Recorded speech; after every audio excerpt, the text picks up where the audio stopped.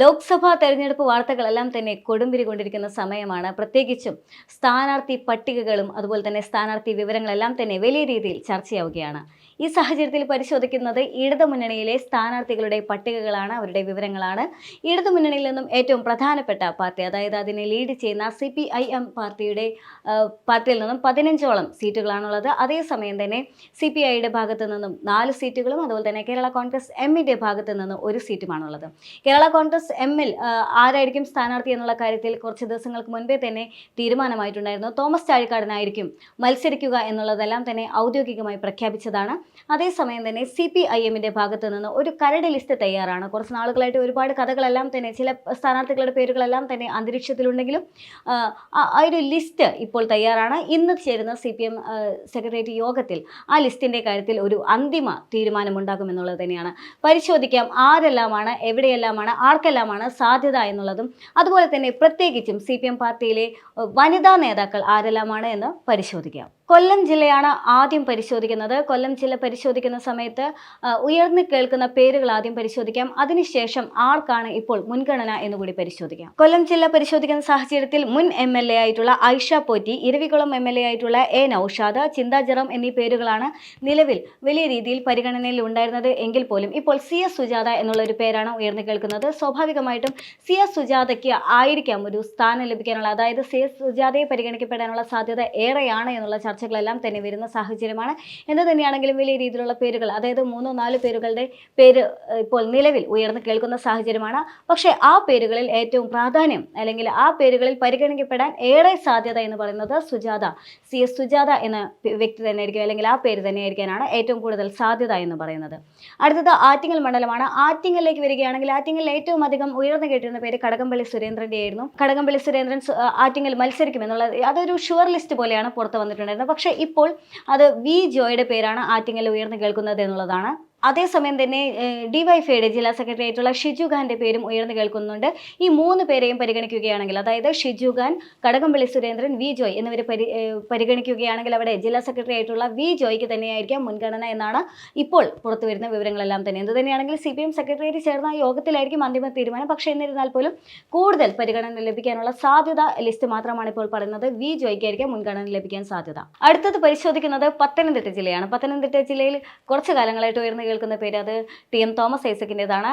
Thomas Isaac തന്നെയായിരിക്കും മത്സരിക്കാൻ സാധ്യത എന്നുള്ളതാണ്. അതായത് പഴയ ലിസ്റ്റ് പരിഗണിക്കുകയാണെങ്കിലും പുതിയ തീരുമാനത്തിലേക്ക് കടക്കുകയാണെങ്കിലും തോമസ് ഐസക് തന്നെയാണ് ഇപ്പോൾ ഒരു സ്ഥാനാർത്ഥി എന്ന നിലയിൽ പത്തനംതിട്ടയിൽ പരിഗണിക്കപ്പെടാനുള്ള സാധ്യത. മറ്റാരുടെയും പേര് ഇപ്പോൾ പത്തനംതിട്ടയിൽ ഉയർന്നു കേൾക്കുന്നില്ല. തോമസ് ഐസക് തന്നെയായിരിക്കാം ഇനി പത്തനംതിട്ടയിൽ സ്ഥാനാർത്ഥിയായിട്ട് വരുന്നത് എന്നുള്ളത് തന്നെയാണ് ഇപ്പോൾ മനസ്സിലാക്കാൻ സാധിക്കുന്ന വിവരം. ഇനി ഒരു പക്ഷേ യോഗത്തിന് ശേഷം ഇതെല്ലാം മാറി മറയാനുള്ള സാധ്യതയുണ്ട്. പക്ഷേ എന്നിരുന്നാലും ഇപ്പോഴുള്ള പേര് അത് തോമസ് ഐസക്കിൻ്റെ തന്നെയാണ്. അതേസമയം തന്നെ തോമസ് ഐസക്കിന് ആലപ്പുഴ ജില്ലാ കമ്മിറ്റിക്ക് തോമസ് ഐസക്കിനോട് ചെറിയൊരു താല്പര്യമുണ്ട്. അതുകൊണ്ട് തന്നെ തോമസ് ഐസക്കിന് ആലപ്പുഴയിലേക്ക് ഒരു സാധ്യത തെളിയുന്നുണ്ട്. പക്ഷേ അതേസമയം തന്നെ സിറ്റിംഗ് MP ആയിട്ടുള്ള AM ആരിഫിൻ്റെ ഒരു പേര് കൂടി അവിടെ ഉയർന്നു കേൾക്കുന്നുണ്ട് എന്നുള്ളതാണ്. അതായത് ആലപ്പുഴയിൽ കുറച്ച് നാളുകളായിട്ട് AM ആരിഫ് അവിടെ ഷുവറാണ് എന്നുള്ള തരത്തിലുള്ള ചില വാർത്തകളെല്ലാം തന്നെ വന്നിട്ടുണ്ടായിരുന്നു. പക്ഷേ അതേസമയം തന്നെ ആലപ്പുഴയിലെ ജില്ലാ കമ്മിറ്റിക്ക് ചെറിയൊരു താല്പര്യം, അല്ലെങ്കിൽ അത്തരമൊരു നീക്കം ജില്ലാ കമ്മിറ്റിയുടെ ഭാഗത്തുനിന്നും തോമസ് ഐസക്കിനോട് ഉണ്ട് എന്നുള്ളത് തന്നെയാണ്. അതുകൊണ്ട് തന്നെ തോമസ് ഐസക്കോ അല്ലെങ്കിൽ AM ആരിഫോ അവിടെ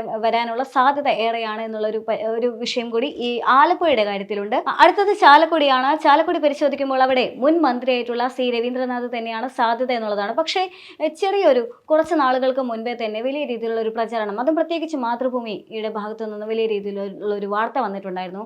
അവിടെ ഒരു സെലിബ്രിറ്റി സ്ഥാനാർത്ഥിക്ക് സ്ഥാനമുണ്ട് എന്ന് പറഞ്ഞുള്ള ഒരു വാർത്തയായിരുന്നത്. മഞ്ജു വാര്യരായിരിക്കാം സ്ഥാനാർത്ഥി എന്നുള്ള തരത്തിലായിരുന്നു ആ വാർത്ത വന്നിട്ടുണ്ടായിരുന്നത്. വലിയ സ്വീകാര്യത ആ വാർത്തയ്ക്ക് ലഭിച്ചിട്ടുണ്ടായിരുന്നു. ഇനി മഞ്ജു വാര്യർ രാഷ്ട്രീയത്തിലേക്ക് ഇറങ്ങുകയാണോ എന്നുള്ള വലിയ ചർച്ചകളെല്ലാം തന്നെ ആ വാർത്തയെ തുടർന്നുണ്ടായിരുന്നു. പക്ഷേ അപ്പോഴും ഒരു സാധ്യതയുണ്ടായിരുന്നു. മുൻ മന്ത്രിയായിട്ടുള്ള C രവീന്ദ്രനാഥിനൊരു സാധ്യതയുണ്ടായിരുന്നു. ഇപ്പോൾ ആ കാര്യത്തിൽ ഒരു തീരുമാനം വന്നിരിക്കുകയാണ്. എന്ത് തന്നെയാണെങ്കിലും മഞ്ജു വാര്യരുടെ പേര് ഇപ്പോൾ ഈ ഇടതുപക്ഷത്തിൻ്റെ ഈ ലിസ്റ്റിലില്ല എന്നുള്ളത് തന്നെയാണ്. അതുകൊണ്ട് തന്നെ മഞ്ജു വാര്യർ ഇപ്പോൾ എന്തായാലും സ്ഥാനാർത്ഥികളുടെ കൂട്ടത്തിലില്ല. അതുകൊണ്ട് ആ സെലിബ്രിറ്റി സ്ഥാനം നഷ്ടമായിരിക്കുകയാണ്. ഇനി അടുത്തത് C രവീന്ദ്രനാഥ് തന്നെയാണ് ചാലക്കുടിയിൽ എന്നുള്ള കാര്യത്തിലാണ് ഇപ്പോൾ നിലവിലെ ഒരു തീരുമാനം എന്ന് പറയുന്നത്. അതേസമയം തന്നെ മലപ്പുറത്തേക്ക് കോഴിക്കോടേക്ക് വരികയാണെങ്കിൽ മലപ്പുറത്ത് KT ജലീൽ അതല്ലെങ്കിൽ VP സാനു എന്നുള്ളൊരു സാധ്യതാ ലിസ്റ്റിലാണ് മലപ്പുറം നിൽക്കുന്നത്. അതേസമയം തന്നെ കണ്ണൂരിൽ KK ശൈലജ ടീച്ചറാണ്. ശൈലജ ടീച്ചറുടെ കാര്യത്തിൽ ചെറിയൊരു ഒരു സംശയമുണ്ടായിരുന്നു. കാരണം വടകരയിൽ മുരളീധരൻ എത്തുന്ന സാഹചര്യത്തിൽ മുരളീധരനോളം ഒരു അത്ര വലിയൊരു ശക്തനായ ഒരു എതിരാളിയെ തന്നെ CPMന്റെ ഭാഗത്തു നിന്ന് അല്ലെങ്കിൽ LDFന്റെ ഭാഗത്തു നിന്നും ഇറക്കേണ്ട ഒരു സാഹചര്യമുണ്ടായിരുന്നു. അപ്പോൾ മുരളീധരന് തോൽപ്പിക്കാൻ മാത്രം ജനപങ്കാളിത്തമുള്ള അല്ലെങ്കിൽ ഒരു ജനങ്ങളുടെ പിന്തുണയുള്ള ഒരു വ്യക്തി വേണമെന്നുള്ള തീരുമാനത്തിലാണ് അത് ശൈലജ ടീച്ചർ ആയിരിക്കാം എന്നുള്ളൊരു വാർത്തകളെല്ലാം തന്നെ വന്നിട്ടുണ്ടായിരുന്നത്.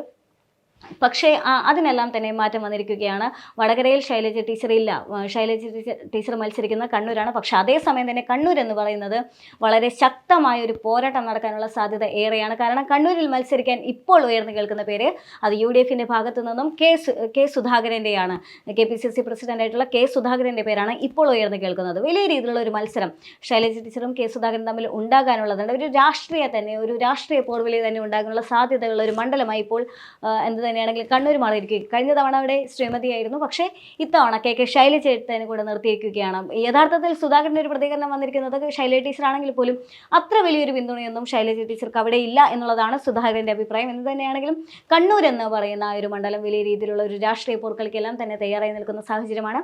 വലിയ രീതിയിലുള്ള ഒരു രാഷ്ട്രീയ മത്സരം ഉണ്ടാകാൻ സാധ്യതയുള്ള ഒരു മണ്ഡലമായി തന്നെ കണ്ണൂർ മാറിയിരിക്കുകയാണ്. ശൈലജ ടീച്ചറാണ് കണ്ണൂരിൽ CPMന്റെ ഒരു വനിതാ സ്ഥാനാർത്ഥി എന്നുള്ള നിലയിൽ രണ്ടാമത്തെ വനിതാ സ്ഥാനാർത്ഥി.